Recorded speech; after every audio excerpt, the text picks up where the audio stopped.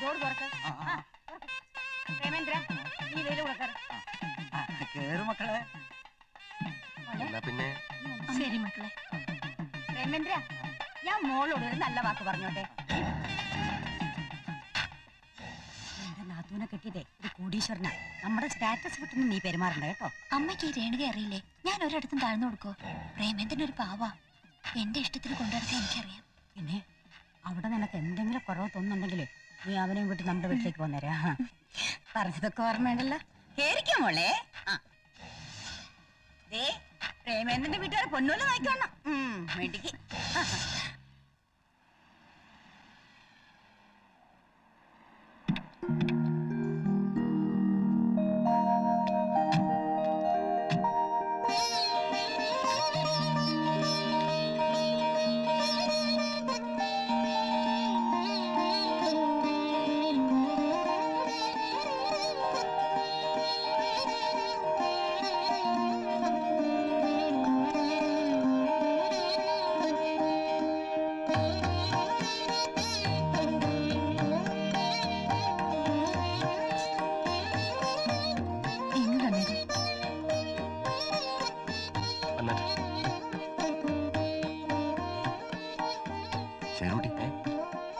ഞാനിപ്പോ വരാ.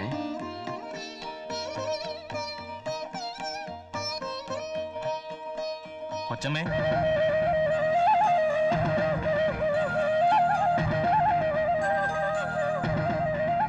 ഡിന്നറിന് സ്പെഷ്യൽ ആയിട്ട് എന്തെങ്കിലും?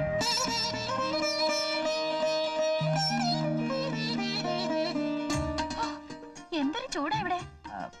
തെക്കേ മുറി AC ആണെന്നാ ഇവിടെ എല്ലാരും പറയാറ്. ഈ ജനലൊക്കെ തുറന്നിട്ടാ ഇവിടെ എന്ത് കാറ്റാണെന്നറിയോ? പക്ഷേ ഇന്ന് തുറന്നിടാൻ പറ്റുമോ? എനിക്കിവിടെ എന്നിട്ട് ശ്വാസം മുട്ടുന്നു. ഈ ജനാലെല്ലാം അടച്ചു പൂട്ടിയിട്ട് എനിക്ക് ഉറങ്ങാൻ പറ്റുമല്ല.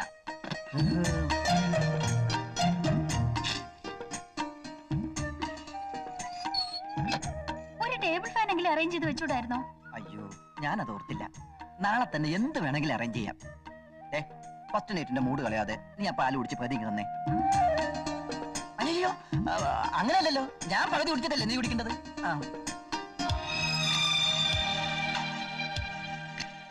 ഈ ലോകത്തിലെ ഏറ്റവും വലിയ ഭാഗ്യവാൻ ഞാനായതുപോലൊരു തോന്നൽ. എന്നെ കെട്ടിയതുകൊണ്ടാണോ? തന്റെ വീട്ടിൽ കുറച്ചു ദിവസം കഴിയാൻ എനിക്ക് കൊതിയാവുകയാണോ? നമുക്ക് നാളെ തന്നെ അങ്ങോട്ട് പോയാലോ? ആ കൊച്ചു വീട്ടിലോ? ഇവിടെയാണെങ്കിൽ എന്തൊരു സൗകര്യ. എനിക്ക് ഇവിടുന്ന് പോണോന്നേ ഇല്ല. നമ്മൾ രണ്ടുപേരും മുഖത്തോട് മുഖം നോക്കിയിരുന്നാൽ എന്ത് രസമാണോ ഉള്ളത്. തന്റെ വീട്ടിലാണെങ്കിൽ എത്ര അംഗങ്ങളാ. തമാശയും പൊട്ടിച്ചിരിയും ബഹളവും. അച്ഛനും അമ്മയും ഒരുപാട് മക്കളും ഒക്കെ ഉള്ള ഒരു വലിയ കുടുംബം എനിക്ക് ഒത്തിരി ഇഷ്ടാ. എന്തു പറ്റി? തണുക്കുന്നുണ്ടോ? ഞാൻ AC ഓഫാക്കാം. വേണ്ട, ACയുടെ തണുപ്പ് എനിക്ക് ഇഷ്ടാ. ശേഖരേട്ടാ, എന്താ? കല്യാണത്തിന് വന്ന് പലരും ചോദിക്കുക. എന്താ ചോദിച്ചത്? ശേഖരേട്ടന് എത്ര രൂപയുടെ സ്വത്തുണ്ടെന്ന്. സ്വത്തോ? ഇനി ആരെങ്കിലും ചോദിച്ചാ അവരോട് ഗമയ്ക്ക് പറയാനാ. സ്വത്തിന്റെ കണക്കൊക്കെ ഞാൻ അവരെ വിശദമായിട്ട് പിന്നീട് ബോധ്യപ്പെടുത്തിക്കൊള്ളാം. നീഞ്ഞു വന്നേ.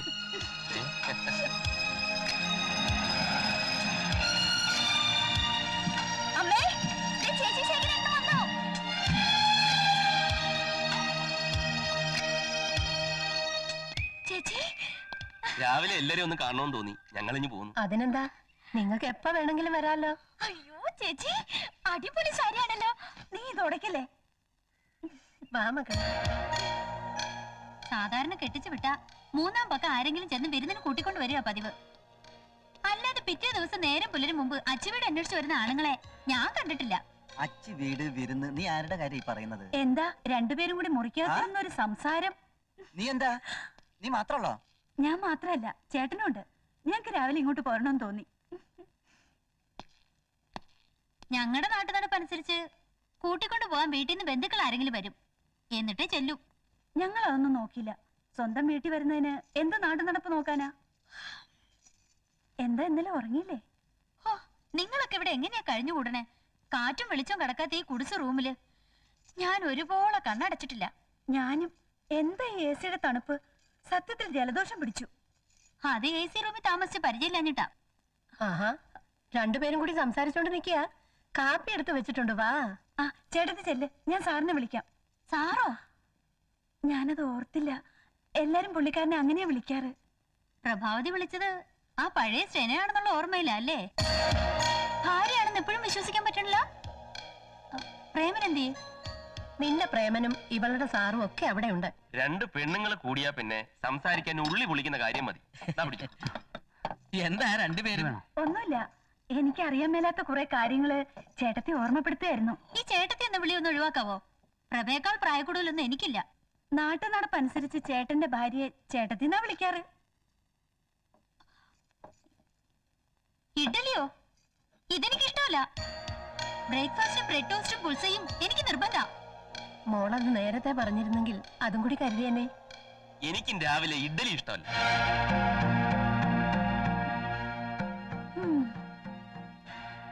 അമ്മേ, നല്ല പഴങ്കഞ്ഞി ഇരിപ്പുണ്ടോ?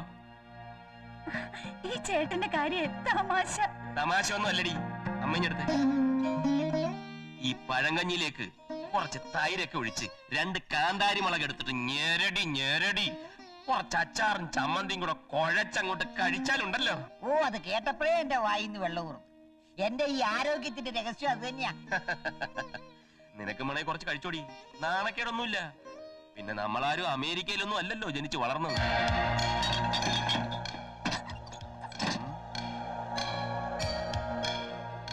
അല്ല, പ്രേമേന്ദ്രൻ ഇഡ്ഡലിയാണോ അതോ പഴങ്കഞ്ഞിയാണോ? ഞാനിപ്പോ വരാം.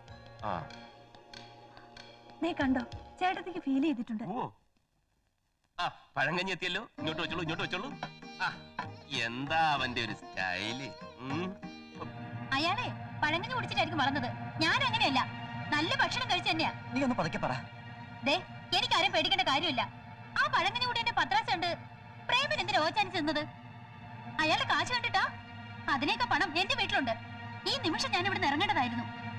കെട്ടിയതിന്റെ പിറ്റേന്ന് കെട്ടിയോള് പിണങ്ങിപ്പോയെന്ന് നാട്ടുകാരെ കൊണ്ട് പറയിപ്പിക്കേണ്ടെന്ന് കരുതിയിട്ടാ.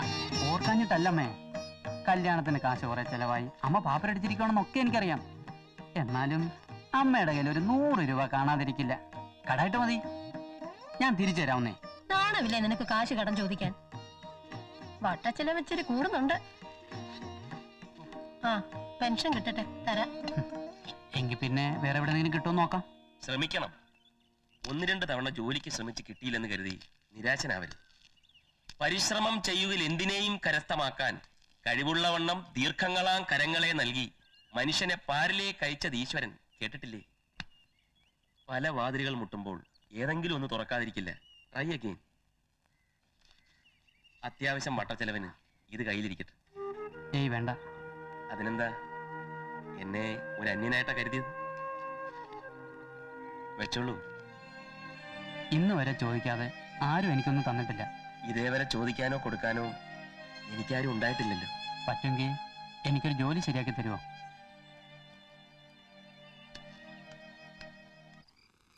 നമ്മുടെ ഓഫീസില് ഒരു അക്കൗണ്ടന്റിന്റെ പോസ്റ്റ് ഒഴിവുണ്ട്.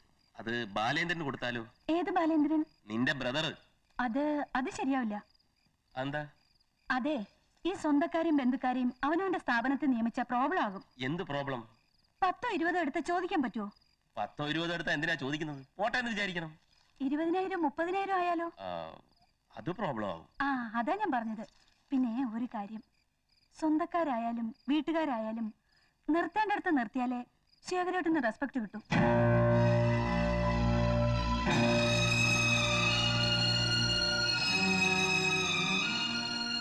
കൊച്ചു കൊച്ചു പിണക്കങ്ങൾ നമ്മൾ തമ്മിൽ ഉണ്ടാകാറുള്ളപ്പോഴൊക്കെ ഞാൻ കരുതി സ്നേഹക്കൂടുതൽ കൊണ്ടാണെന്ന്. അതൊക്കെ മനസ്സിൽ കൂട്ടിവെച്ച് പക തീർക്കുകയാണല്ലേ.